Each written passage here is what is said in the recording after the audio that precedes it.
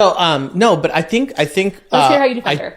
this is from a principle standpoint, not like I'm defending her, but I'm just saying, I think that as a society, we should also try to be a little bit more empathetic and understanding of a person's position, not so that you can agree with them, not so that you're just like won over and you're blindly following people, but maybe it will give us a better perspective so that we know how to communicate in the area of our differences. So for example, I understand as a creative, right? As a person who is trying to produce content and be creative, this desire to have, it's almost like intellectual property. Like, it's like you've got this like creative brand that you're trying to protect, and you're trying to, hold on to the integrity of what that thing is. And then I think what ends up happening, and this is where I would challenge this person, is then you have a decision to either live from a fear motive or live from a place of like, honor, like, wow, other people think this was so good that they want to like do it in their own. Like, I think like we should. What is the phrase? Like,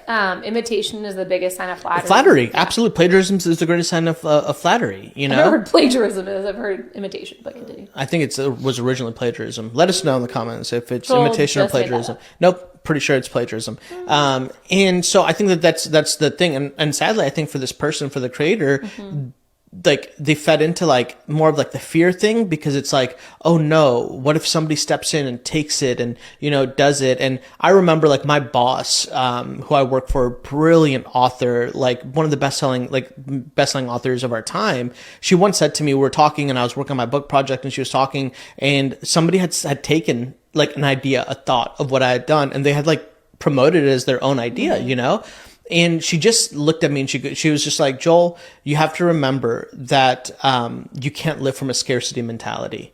Like if other people are going to always look for other people, then it's never going to be creative and innovative on their own. At some point, it's going to run out and they'll be found out for what they are. But your creativity, like your ability to create and do, you can actually quench your own kind of flow when you start to fixate and focus on what other people are doing, and instead just like trust, like be a good person, like at the end of the day, like move on and create more new incredible stuff. But I think that as people, like there's never enough room at the table, and that's like the idea scarcity that we have, and like that's the scarcity thing where it's like there's only enough space for me to do this. And the problem is that as a bigger creator, like you've already done something. If you have like this amount of a following, like that's a great thing.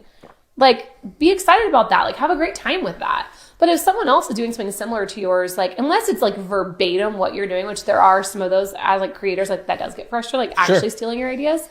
But and like, I've seen people that do like the tag, like, hey, I got this from like with your I love it.